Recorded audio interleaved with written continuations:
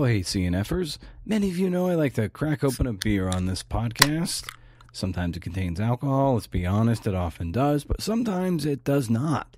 I'm a brand ambassador for Athletic Brewing, a brewery that makes my favorite non-alcoholic beer. And if you use the promo code BrendanO20 at checkout, you can get 20% off your first order. Head to athleticbrewing.com and order yourself the best non-alcoholic beer I think you'll ever drink.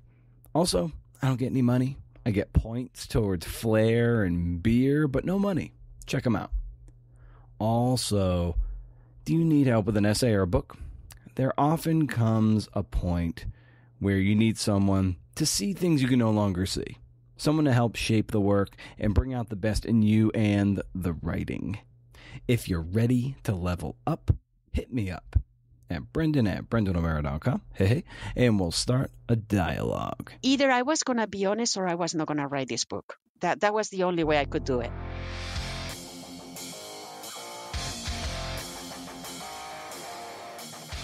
Oh, hey there.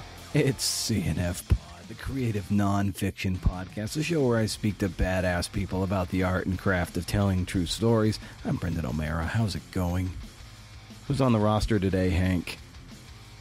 Oh, it's Isidra Mencos. All right. Author of the memoir Promenade of Desire. It's published by She Writes Press. It's a story of political and personal liberation, a Barcelona memoir that shakes loose the chains of sexual repression, and a story in search of intimacy. Isidra is at Isidra Mencos on Twitter and Instagram. Hey, show notes to this episode and a billion others are at BrendanO'Mara.com. Hey, there you can also sign up to the Up to 11 Rage Against the Algorithm newsletter. This is where it's at, CNFers. I'm not one to hang out on social media very much, but I am one to put a lot of effort and care into a kick-ass newsletter that entertains, gives you value, invites you to a monthly 40-minute happy hour, and sticks it to the algorithm, right up the algorithm's keister. If that's your thing, sign up. First of the month, no spam. So far as I can tell, you can't beat it. And it's here where I'll kindly remind you that leaving kind reviews on Apple Podcasts helps validate the enterprise for the wayward CNFer. At one point, you likely were a wayward CNFer, and think how much seeing a bunch of reviews helped you make an informed download and possible subscription to your regular podcast routine, to your podcast roster, and your podcast player or app of your choice. And, you know, while I've got your attention here at the top of the show, you can always visit patreon.com/CNFpod. Helps keep the lights on here at CNFpod HQ. Show is free, but it sure as hell ain't cheap. Okay, listen, enough beating around the bush.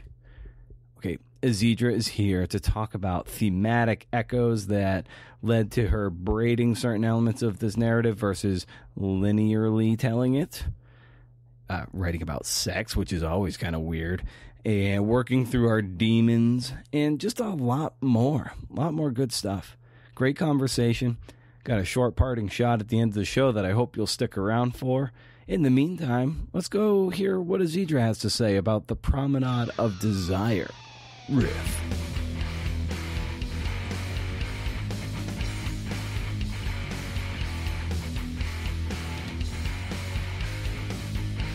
Exactly. And it's just kind of like, for me, an important topic, because it's so relevant in the U.S. is the fact that I don't think people realize here how deep how deep it reaches an authoritarian regime, how it influences every aspect of your life. It's not just politics. You know, want it or not, your life is going to be completely determined by such a regime. And I think that I don't think people realize that, and they take democracy and the threats to democracy way too lightly.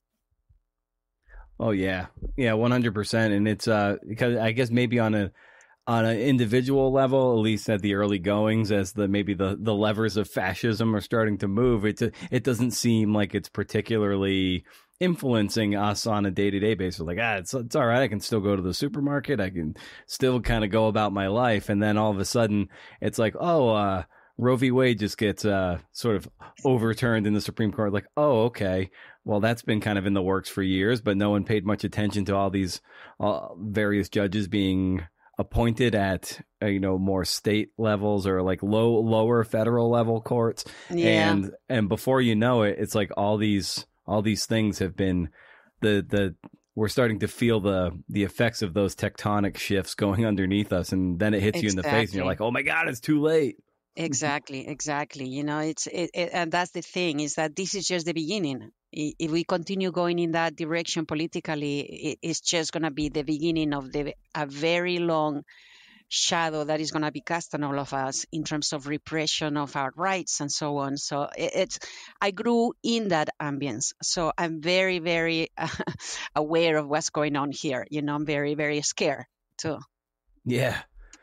Yeah, and I think what I wanted to dig into also among those themes that we've been touching on is this just kind of an overarching just topic on like voice and style, and Hmm. how you arrived at your own voice and style. As memoir is it's a very voicey genre, and that's part of the appeal, and a lot of people might say the appeal of Hmm. memoir. So like maybe who were some really big influences in terms of voice and style for you as you developed as a writer? Well, my influences have changed a lot through the years.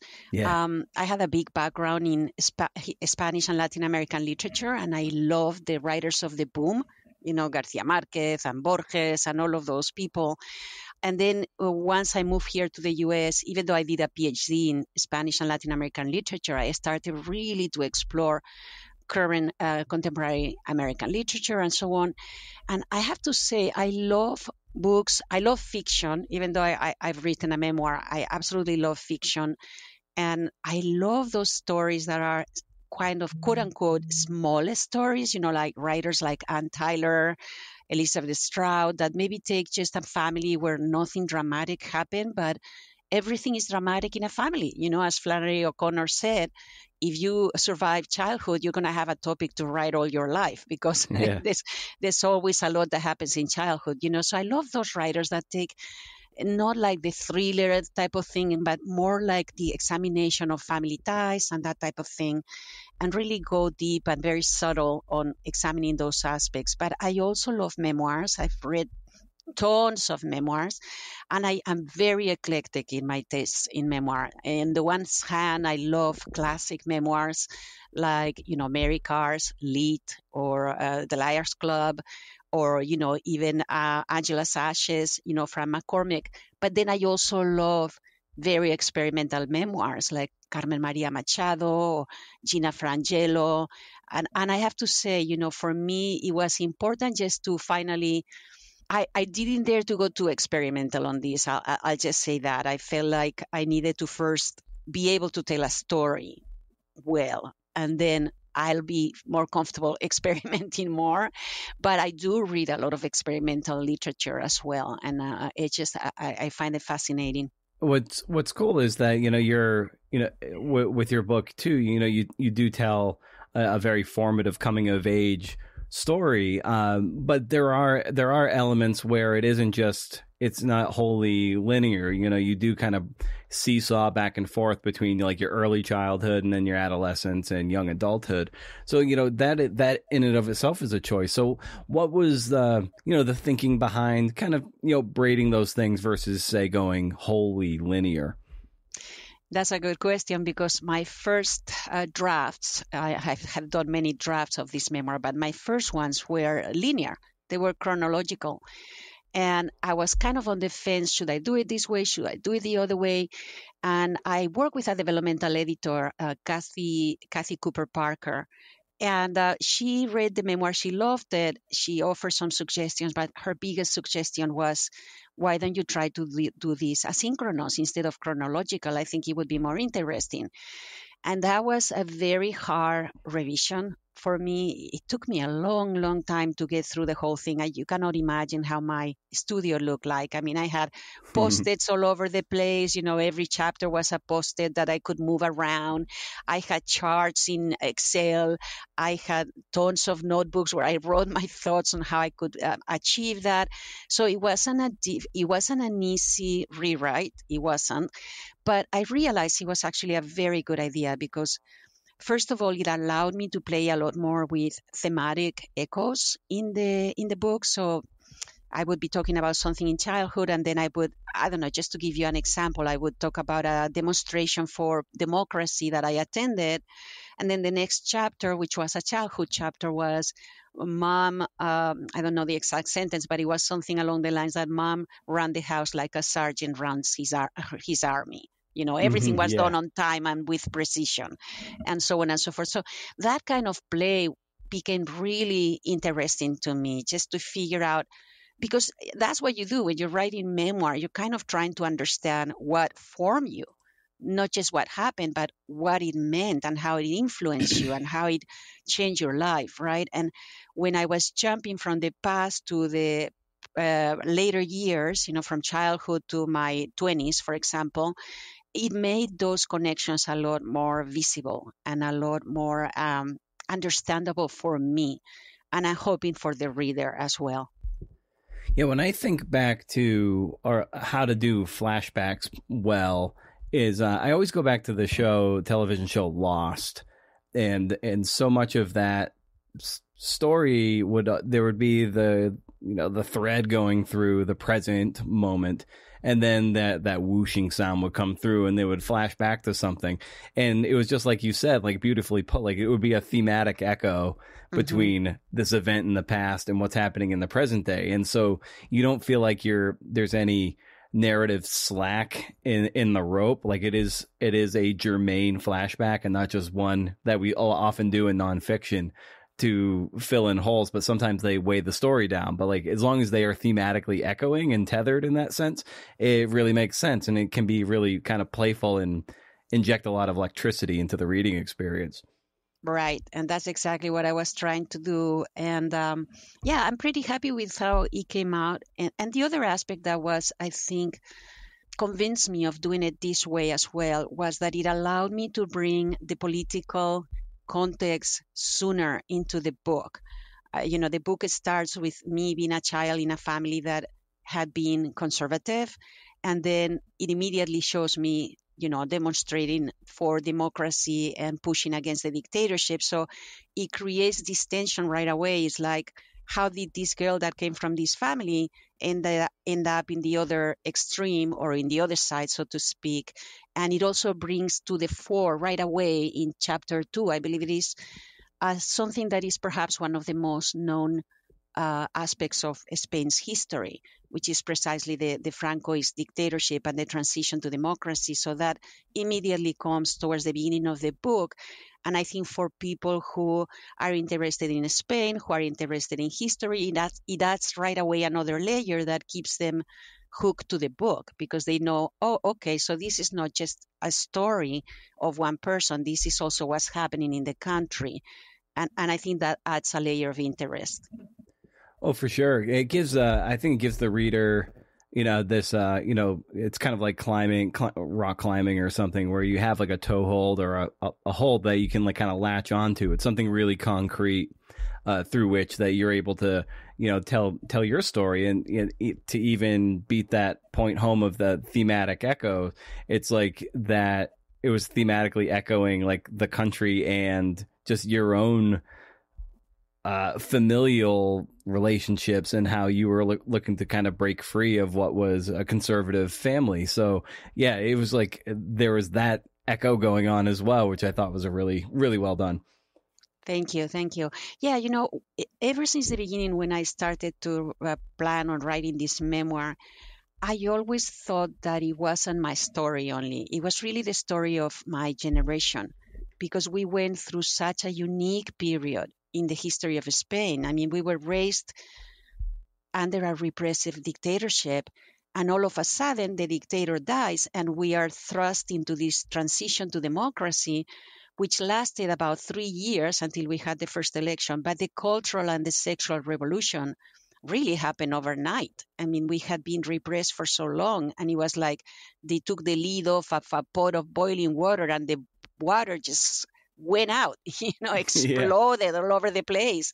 And that's what happened with my generation. And that explosion of freedom, of pleasure, of political activism, of hedonism was amazing and exhilarating, but it was also a little bit confusing because you didn't have role models. I mean, as you see in the book, you came from a culture where even French kissing in public could land you in a police office, Yeah. in jail, because it was indecent behavior. And then all of a sudden, overnight, you are in a country where wherever you go, in all the magazine covers is tits and butts, and all the programs are full of half naked hostesses, and the movies are full of nudity, and all the youth get into like the hippie era, like overnight, free love and experimentation. It was just such a sudden change that I think some people got lost in that shuffle because they were kind of like drunk on freedom, and got a little bit like confused. I had a lot of friends who got hooked to heroin. Some of them died of AIDS. Some of them killed themselves. I think like just experimented maybe with going into a commune. And then over time, when that didn't work out, they kind of felt like, well, the way I grew up didn't work out. The way I intended to live didn't work out. Now what? So there were a lot of casualties along the way, but it was also a completely exhilarating period that affected us all, and especially the youth. I was 17 when the dictator died, and first year at university. So it was very, I don't know, it was just a great upheaval and a moment of incredible change and revolutionary in many ways. And that's what I was trying to reflect. It was trying to reflect that it wasn't just me, it was a whole generation that went through this transition. Now I know the generation that I essentially came up in, I guess I would be like a younger Gen X, young Gen X, maybe old millennial. I have more Gen X tendencies, so I just kind of identify that way. But just even in the decade and a half or so where I like quote came of age, I like while it was happening, I wasn't aware much of what that era even signified. Even to this day, I'm not even sure. Which makes me wonder, like for you, just in your generation, how aware of it were you that things were far different than before, and it didn't necessarily take a lot of time to reflect back and be like, oh, that's what happened. But so I wonder if you were very cognizant of the change and what was happening with your generation, like in the moment. Oh, yes, absolutely. It was impossible to miss. I mean, first of all, the students were a big revolutionary force in Spain in the last years of the dictatorship and then the first years of the transition to democracy. We were in the street demonstrating constantly. Mm-hmm. So that part was a very, very relevant part in our lives, our daily lives. At university, we had tons of strikes asking for more demands and more changes, more quickness in the democracy transition and so on. So the political change was part of our daily life. It wasn't something that was happening up there, in Congress or whatever. It was something that was making our life, our daily life. So that's one thing. Then the other thing, as I explain in the book, is that once democracy was underway, which was in 1978, we already had a new constitution. Actually, before that, in June 1977, almost 2 years after the death of the dictator, we had the first elections in 41 years in Spain, right? So once that happened, and once the democracy was kind of on its way with a new constitution and etc., that's when the youth kind of disconnected a little bit from the political realm, because there was what it was called the disenchantment. And what that means is that, in a way, first we were burnt out because we had to spend 2 years, 3 years, 4 years, 5 years, depending on the person and their age and how they got involved, being activist, and it takes over your life, and you kind of get a little burnt out. But more importantly, even though the transition to democracy in Spain was heralded as peaceful, it wasn't that easy or that peaceful as it seems, because one of the things that happened is that as the constitution was passed and new laws were enacted, one of the laws that was enacted was the law of political amnesty. And that law pardoned all the political prisoners that were still in jail, that were prisoners of the Francoist regime, but it also pardoned everybody in government that had been part of the Franco regime, or everybody, in the police, in the civil guards, anybody in authority during the Franco regime that had committed crimes, that had actually, tortured, executed, imprisoned people that were sympathizers of the leftist sides, the illegal political parties, and so on and so forth. So a lot of the youth became very disenchanted with the democracy that came about, because they felt like, well, they say it's going to be democratic, but the people in Congress are still people that were part of the Franco regime, and all the criminals that did so much harm to the people who opposed the regime are now pardoned. So they disconnected, and they kind of dedicated all their energy and enthusiasm to the other side of the change, which was the side of hedonism, experimenting with the new freedoms, free sex, drugs, etc. So there was even a movement in Madrid that was called La Movida, which would be translated roughly as the Madrid scene, which was all about that type of thing, going out until the wee hours to have drinks. Punk music became very popular. Almodovar launched his first movies that were very outrageous. It was all about expression. It was all about, how do you say, like going beyond the norm, being unconventional, being outrageous, because you couldn't be that for 40 years before the change of the regime. So it was a big shift in the way we lived the changes, from very activist politically to kind of being disenchanted and just dedicating ourselves to enjoying the freedoms, because there was already a democracy. So we felt like, okay, that's done. Now let's just have fun. At what point did you start to feel like an outsider within your own family, which is a very, very big family, lots of brothers and sisters? Yes, we are 10 siblings. Well, I think when I was a child, I was a very happy child for the first 5 or so years. Of course, when you have a big family like that, you don't get a lot of attention as an individual, because there's simply no time for that.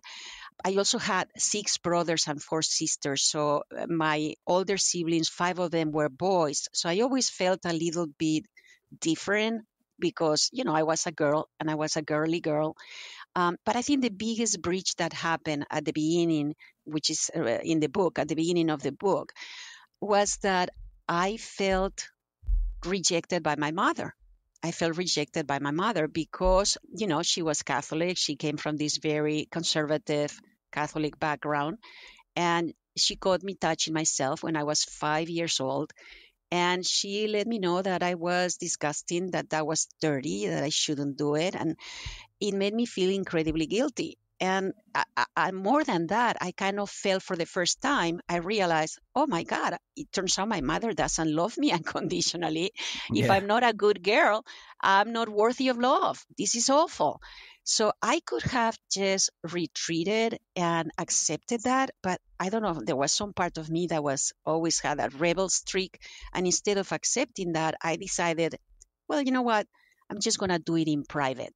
I'm just going to do it in secret. She doesn't need to know, right? So from the beginning, I had like this dissociation where to the outside world of my family, I was a good girl always, but I had this private rebellion. And then as we started growing up, my parents were very, very reserved. My brothers and sisters, most of them very reserved. So even though it was such a very large family, you would come to the house and nobody was talking to each other. Once we passed the age where we would be playing board games together, for example, everybody was reading a book and nobody was talking to each other. We were all voracious readers. And in fact, I didn't have any friends among my siblings. They didn't know anything about me. I didn't know anything about them. I mean, it would happen that I would run into one of my brothers at a club when I was a little older, a teen, and we wouldn't say hi to each other.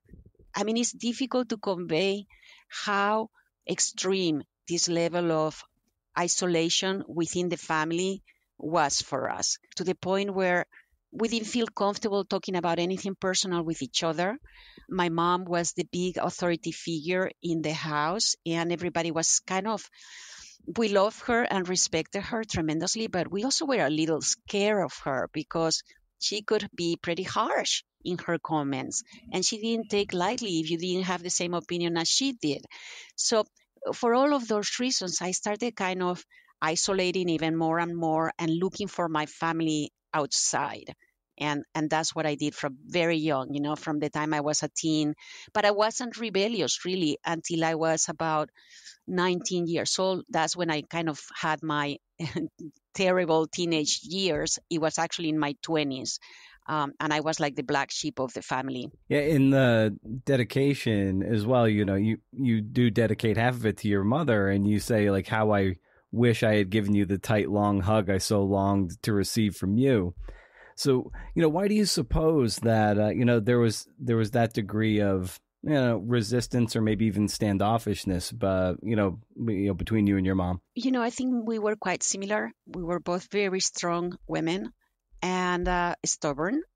And mom didn't take it lightly when her authority was challenged. And there was always some conflict and tension. And I think I was resentful of her. I was very resentful because what happened when I was a child really impacted me very deeply. Yeah. And there were a few other things that happened that are in the book as well, like this kind of shame about the body and about nudity and about that type of anything related to sex, etc. And I think I was deeply resentful because between what happened with her and then what happened, I also had molestation from a family member. I was very confused, but I also was very traumatized sexually. And I think I felt like I disconnected with my sensuality. I didn't know I was doing that, but I was actually doing that. And there's a scene towards the end of the book where I have a big fight with my mother because I dare to have a different opinion about subtitle movies versus dub movies. It was to that point, and I was a pariah because I dared to confront her and I dared to tell her in her face, nobody can have a different opinion than you. And that's why you cannot accept this, right? So there was always some tension and conflict. And I think for me, that doesn't mean I didn't love my mom. I still kept visiting her in Spain every couple of years. Every couple of years, I would go and visit my family and so on. But I always came back hurt and disappointed because I would go there, really wishing to connect and etc. And mom would be so reserved and she would not hug me or, she wouldn't express affection, which is also very common in that generation, right?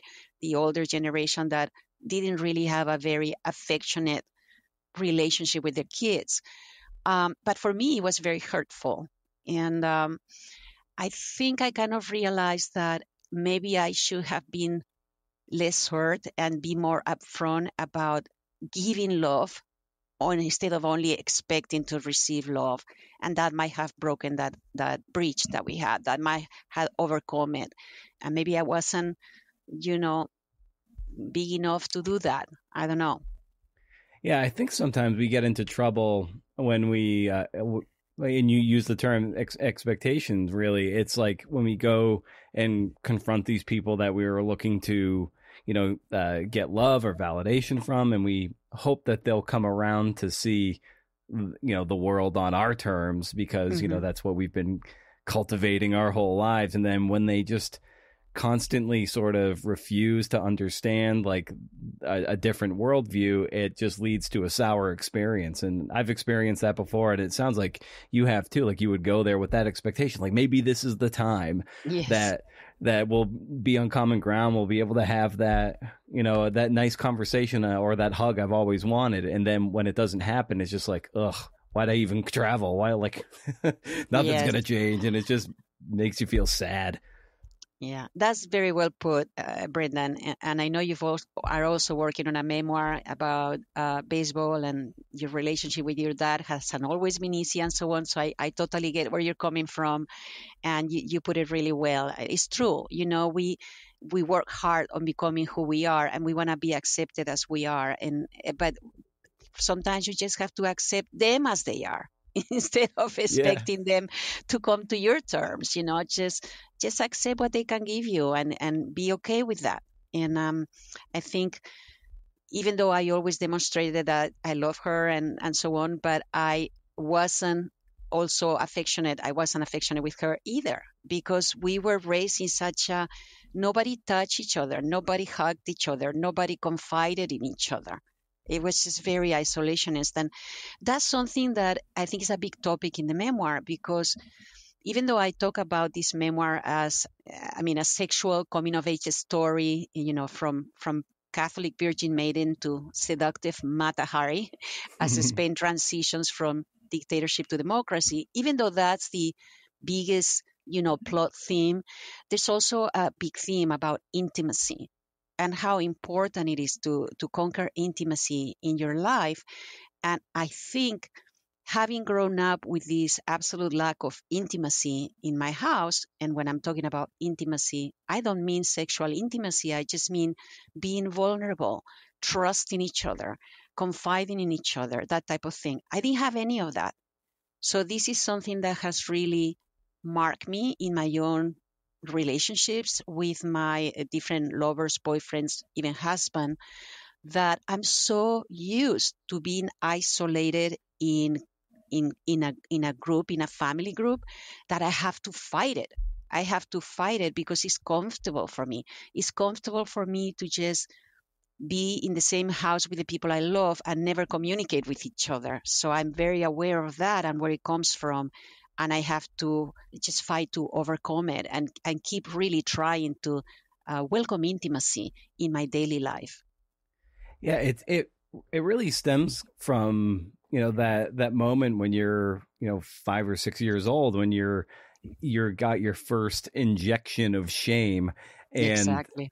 and it's amazing how deeply rooted that stuff is, and then you really have to wrestle with it for the rest of your life. And be it with the physical shame, sexual shame, or relationships to food and body dysmorphia and stuff of that nature that takes root at such a young age. And it's really tragic that, especially in our culture, that it just ends up being so prevalent, and it'll stay with you the whole time. And so it's like, even as you've matured and you can recognize and identify that shortcoming that you need to metabolize and fully process, that it still has to be a conversation you have to have with yourself, probably until the day you die. It just sucks that it comes to that. Yeah, absolutely. I think being branded with shame from very young, in any respect, it doesn't matter if it's physical, emotional, whatever it is, it is so hard to shake, and it's a constant path of evolution, of growth, but on the other hand, you get there. I think you get there. If you keep trying, you get there. As you mature, as you grow up, as you learn, as you become more aware of who you are, and how do you want to be, you get to overcome those traumas. You can get to overcome those traumas. Absolutely. Yeah, and it's so important to try to identify that too, because of what I'm witnessing with my mother, who is in the sort of early stages, like mid to early stages of dementia, and at her facility, she has no short-term memory, but when she gets into a bad place, she locks into this very fearful place of her early adulthood or early childhood, and she can't get out of there. And so part of her dementia is very fear based, and it's one of those things where if we don't adequately process that if our mind starts to go, it becomes like those moments of trauma, whatever that might be, ends up being this like prison. And I'm just like seeing it manifest, and it makes me and anyone near me, I'm like, whatever demons we have, we need to like really process them. That way, in the event that our minds start to go, at least we might default to a better place. Exactly. And, the ways to process that can be very, very different. It's just not one precise path. Yeah. Of course, there's therapy. But for example, for me, one of the things that really helped me reconnect with my sensuality, as you know, because it's a big part in the book, is dancing salsa. Yeah. When I discovered salsa, it was unpopular in Barcelona at that time. There was only one club in the city that played salsa. It was in the red light district. It was a dump of a club, a little thing, not fancy at all, with the very curious characters populating it. And it was very appropriately called taboo, right? Yeah. And I was at Taboo dancing salsa 5 nights a week. I just became obsessed, and it has been a huge part of my life.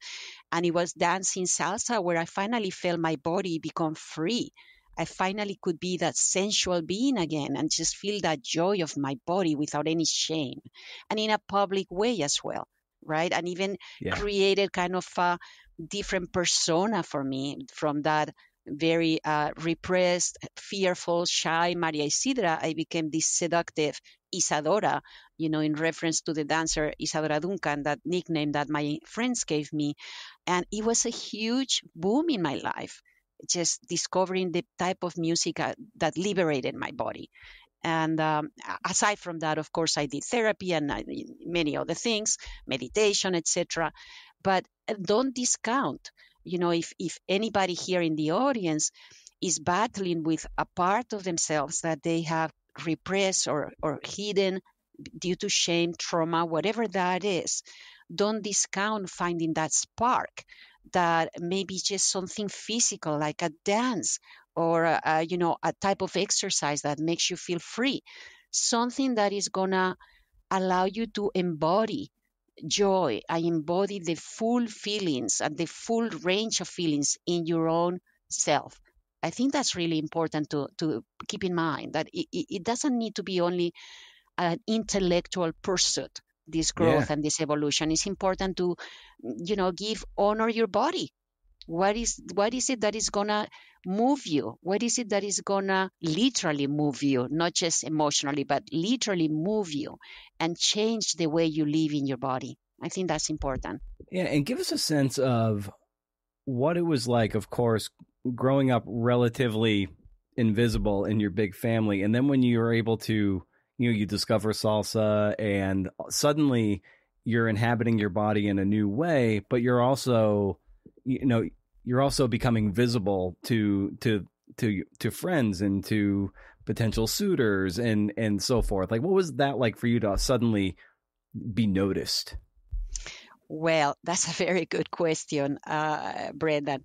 It was exhilarating. All of a sudden, I had always felt invisible and powerless, and all of a sudden, I felt like I had power, a huge amount of power. But that was a double-edged sword, because on the one hand, I realized that my body was a flag, that every men were kind of a little nuts. There was this sensual new person, Isadora, that was clearly enjoying herself and had a beautiful body, and so on and so forth. And that made me visible, and that was exhilarating to me. And it became, this urge that I had to seduce men, because not just because of the seduction. On the one hand, I was really looking for love and intimacy, which I was sorely lacking in my family life. But on the other hand, it was just the rush of the conquest. And the double-edged sword comes that, in fact, a lot of those liaisons, especially the one-night stands, were very unsatisfactory, and I felt used. and I felt used and thrown away, like I think happens to a lot of women. And that has a lot to do with what Melissa Phoebus talks about in Girlhood, one of my favorite memoirs, which is really a collection of essays. And she talks about the concept of empty consent, right? When you say yes to sex, but you really don't want sex, it's just that you have become used, that that's what happens to you because you've been used. I was molested as a child. So I kind of got used to, oh, if I want attention, I need to let men use me. And so, you got kind of fall into this thing where you're looking for love and you're using as a bargaining chip your body. And then in the end, you don't get neither love nor sexual satisfaction. You end up feeling used. So it is something that it took me a while until I realized, wait a minute, what am I doing here? I'm not even having as much fun as I think I am. I'm having fun when I'm seducing, but I'm not having fun after the seduction. So when I'm really with this person who doesn't care for me in the least, so it just, again, it took me a long time. I mean, really took me all the 20s to overcome this impulse to seduce just for the thrill of being seen and having power, and just realizing that, wait, that's not really what I want. What I want is find the power inside myself. I don't need to find the power in a male gaze. I have it in me. I just need to find it. Yeah. So yeah, so it was a double-edged sword, but it did make from some pretty sexy moments. I'll say that. One of my favorite, characters or encounters in the book that you have is with your friend Marea, Yes. and that's her own nickname. Like as you were Isidora, like that was her nickname. Just give us a sense of what she was like. Like I said, I connected with that section in the book. Just I don't know, just as a reader, I just enjoyed it, and I really liked her and your friendship at that time. So I don't know, just like give us a sense of what that was like. Sure. She was the opposite of me. I mean, Maria was outrageous. She was powerful. She didn't have any shyness in her. She didn't have any prudishness in her.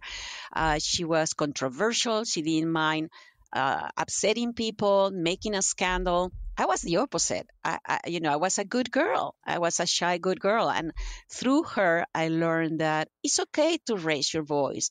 It's okay to be scandalous if you want to. It's okay to just be passionate and enjoy your pleasures and do whatever the hell you want to do. Right. So it was an amazing friendship for me because he had the two sides. On the one side, she was as passionate about literature as I was. So we had a great love for books, and we spent hours and hours talking about books, reinventing book plots, sending letters to characters in a book. We lived in a world of continuous literary engagement, that it wasn't just reading, but it was talking about it, living through it, even drinking like the characters in the books that we loved. And on the other side, it had this whole learning experience of seeing a fearless woman and learning to be fearless myself. So it was a great adventure, my friendship with her. Unfortunately, it ended, that friendship, but I am very grateful to have had it, and I think it really cracked me open and allowed me to become more brave, or braver. There's a moment in the book too, late, a little bit later. I'd say maybe in the final quarter or so. Actually, never mind. It's more about halfway when you're starting to write a bit more, and then you write a story. It's more or less like the wishing for the family like you wish you had. Yeah. And then you I had written a story about the way I wanted our family to be, not the way it was. Perhaps all writers are liars, and I just highlighted that because I thought that was that was that's true. Sometimes we want to conjure what we want in our fiction, even our nonfiction too. Yes, absolutely. That was my first inkling that literature was going to be a refuge for me. When I wrote that story, I was 12 years old, and I invented a dad that wasn't really the dad that I had, which was very reserved and quiet.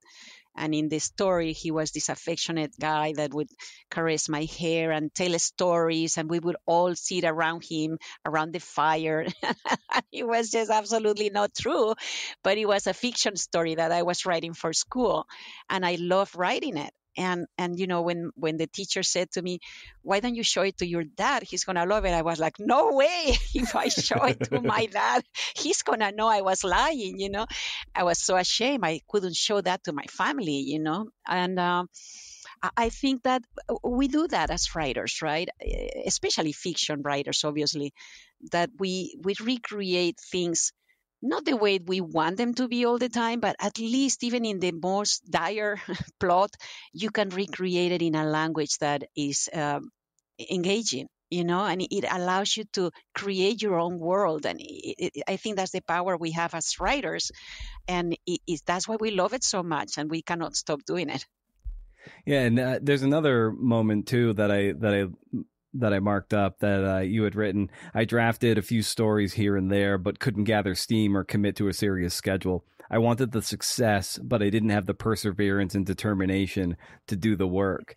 And that speaks to, I think, a lot of people, fill in your artistic discipline. We can just use writer since that's germane to our conversation, that like people want to be a writer without doing the writing. They want the laurels without sitting at your computer at 5 a.m.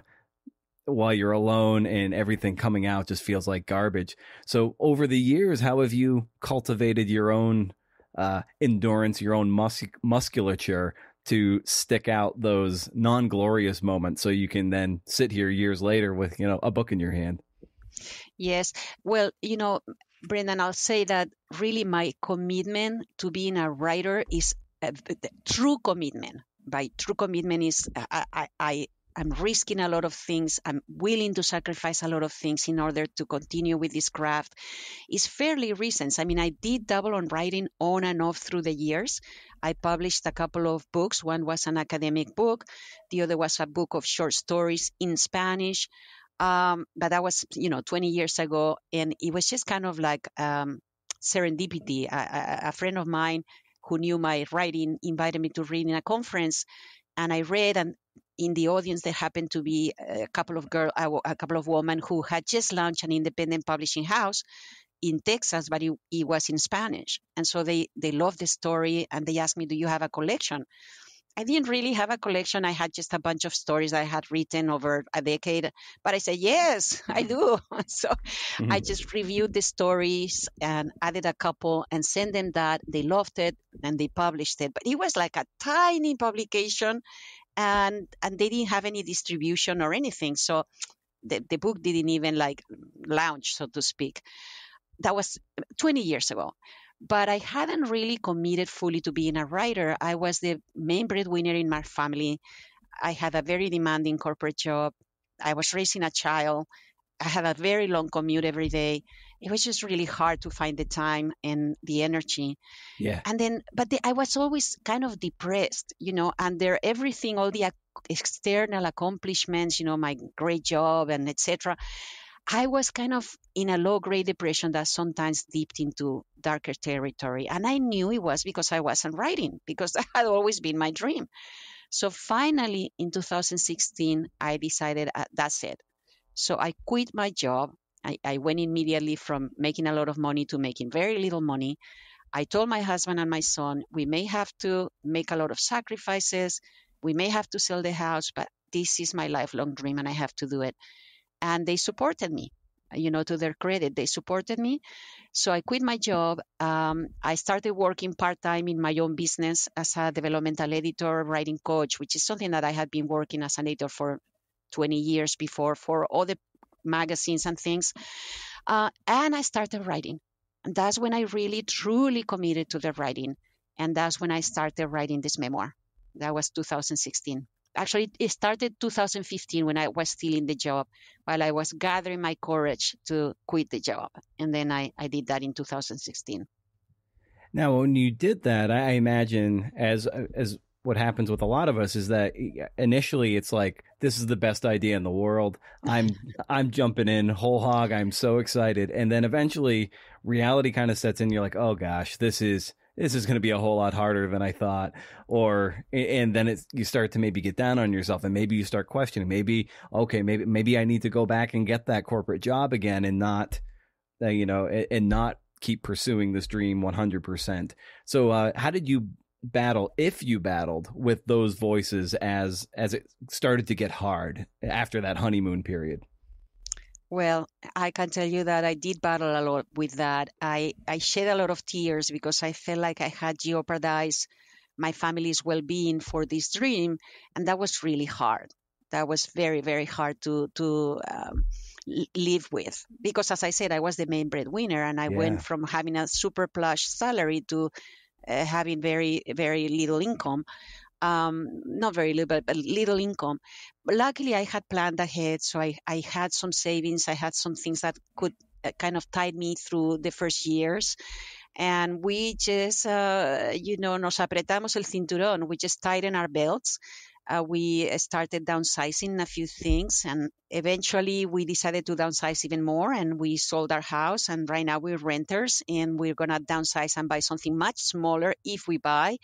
And it was worth every inch of that sacrifice. And I have to say that it really has been the support of my husband and my son that has pulled me through the darkest moments, because I would sometimes really get down on myself. How could I do that to you? How could I jeopardize your future? How could I should have stayed working. And they were always, no, this is your dream. You have to do it. We're here for you. We support you. It's like, that's amazing. Yeah. Yeah. So that was really a huge help. I read a quote recently from, of all people, Trent Reznor, the lead singer of Nine Inch Nails, out of this grunge band from the 90s. They're still touring and doing their thing. But I pulled this quote out because I think it's kind of germane to a lot of the things that I talk about on this show. And he said, I don't even know why I'm saying this in an interview situation, but I always feel like I'm not good enough for some reason. I wish that wasn't the case, but left to my own devices, that voice starts speaking up. And I think we all have that voice. And when that voice starts knocking on the door, I call it a 3 a.m. voice because I hear it at 3 a.m. when I wake up and it's hard to get back to sleep. What's the conversation you're having with that voice to try to shut it up, or not to shut it up, to dance with it and move past it? I have to say this voice comes a lot less often right now. I don't feel like I'm the best, but I feel like I'm good enough. And I feel like, I don't know, how can I say? I mean, first of all, I'm older. So when you're older, you start having less, you start focusing less on what people expect from you and more on what you expect from yourself. And you care less about what people think of you. And even though I have my moments, I do have a tendency to getting depressed sometimes, but I have learned to just let myself wallow one day, and then the next day get up and just keep about life, keep doing what I need to do. But I think that was a big thing in writing this book as well. One of the topics in the book is precisely imperfection, how we are all so full of imperfection, how we all make mistakes, how people hurt us, and how I hurt people. And I think that when you look at life that way and you really believe it, that's the way it is, and that's the way that, and that is okay, you get a lot more compassion for others and compassion for yourself. In my case, I think I've reached a point where I don't need to be liked by everybody. I let things slide. I mean, something happened recently, Brendan, I'm going to tell you because it was kind of hilarious. I belong to a writers club here in California. It's called the California Writers Club, and they do an open mic meetup. So I participated in one of these meetups, and I read a little essay that is unpublished that had a very controversial first line. And there was two young men in that meeting that came up, because it's a meeting open to anybody, who also read, and they read like very salacious poems. And then they left, and we thought, well, these guys really were trolling us, and we left it at that. Well, then like 3 months later, I get a text from a friend who says, Isidra, have you seen this? And then they sent me a link to a YouTube video where they were making fun of this meeting. These guys are trolls that troll meetings, and then they use it in their YouTube channel to make people laugh, right, and make some money with ads at the same time. So they totally trolled me, and it was just, I had to say, I don't condone what they do because they really bother a lot of meetings and people, and they are making fun of them to make money. However, it was hilarious. It was so well done. It was so hilarious. And my friend was so upset, and he was like, "Oh, I'm so sorry this happened." And I said, "No, this is just fun." So I actually put it in Instagram and everywhere. I was like, they trolled me, and I found it hilarious. And so I would have been completely unable to do that 10 years ago. It's just I would have been completely horrified. I would have felt so self-conscious. Oh my God, I look like an ass. How could they do that to me? Because I look like an ass, in that the way they manipulated the whole thing. It was just very funny, very funny. But now I could have a big laugh about it and say, well, they had a laugh with me, whatever, who cares? It's like, I just had a laugh too.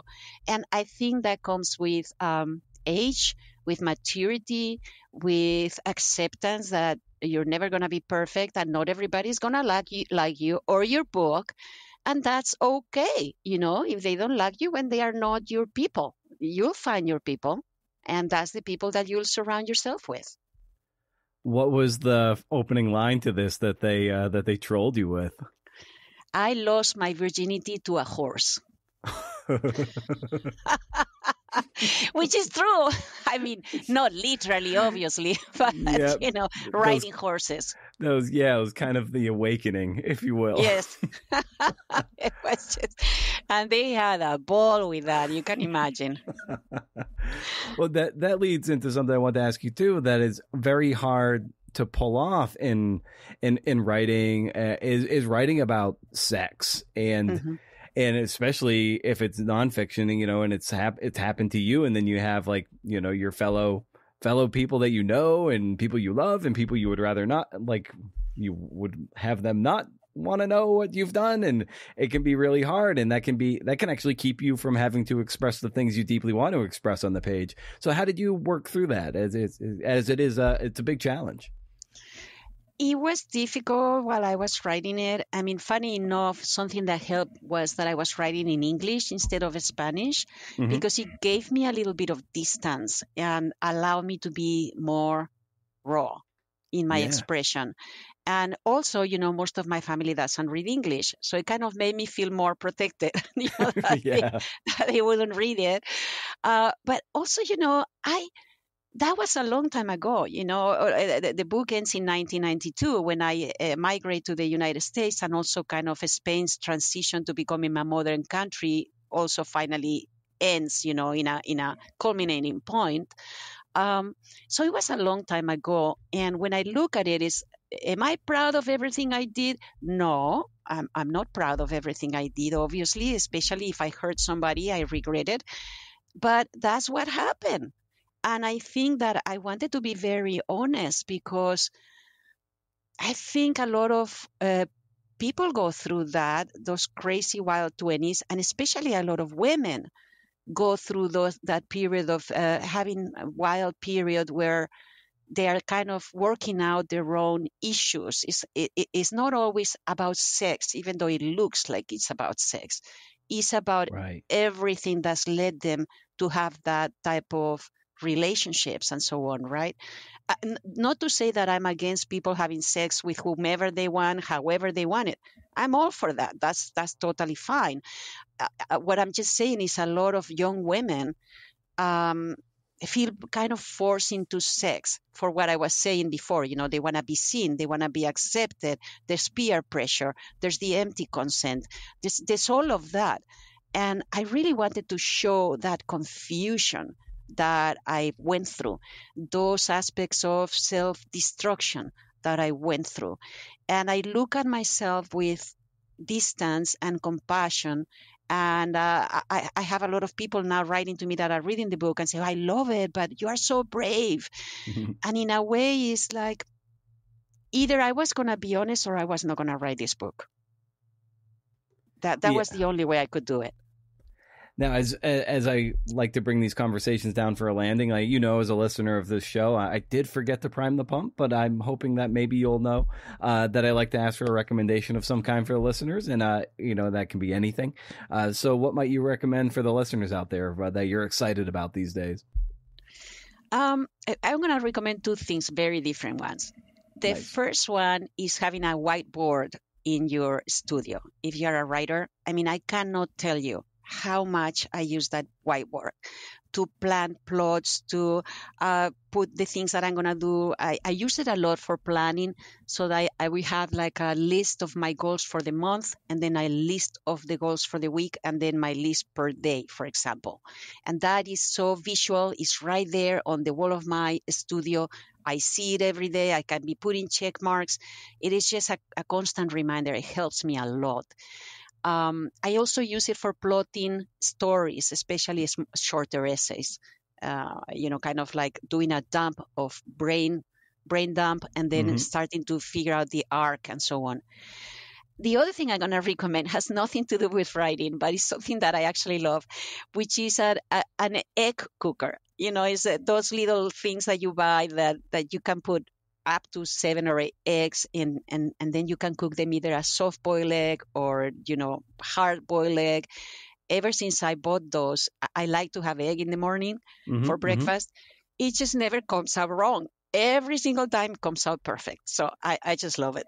Oh, that's great. And it's one of those things, too, where it takes some decision fatigue and other things out of the way. Like, you can kind of set it and forget it, and then use whatever other brain cycles that you need for something else that could be more productive. I love it.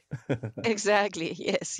Fantastic. Well, Isidra, this was so fun to get to we've had conversations in the past, but this is so wonderful to get you on the mic and to talk about your wonderful memoir and about writing and everything. So I'm so glad we were able to do this, and I wish you continued success with the book. Thank you so much, Brendan. You know that I've been listening to your program for years, so it's a great honor to be here. I'm really thrilled. Thank you for the opportunity.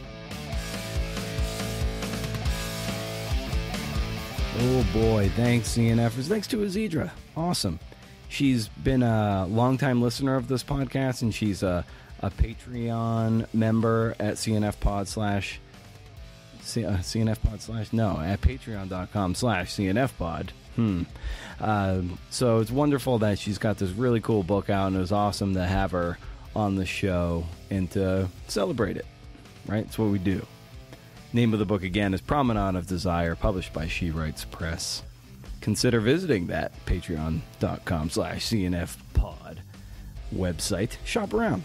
And if you care to support the show, in addition to your time and downloads, a few bucks here and there really go a long way towards hosting, gear upgrades, and good stuff, I think. I don't know. I think so. But I'm biased. I don't have much of a parting shot this week. I guess a little one. By the time this hits your feed, I'll be back in my crosstrek driving from New Jersey back to Oregon. Got to see my mom for a bit and settle some affairs regarding her house and other things. The Titanic bummer of it all is that there's no coming back. There's no recovery. It's really just the start of the dying process.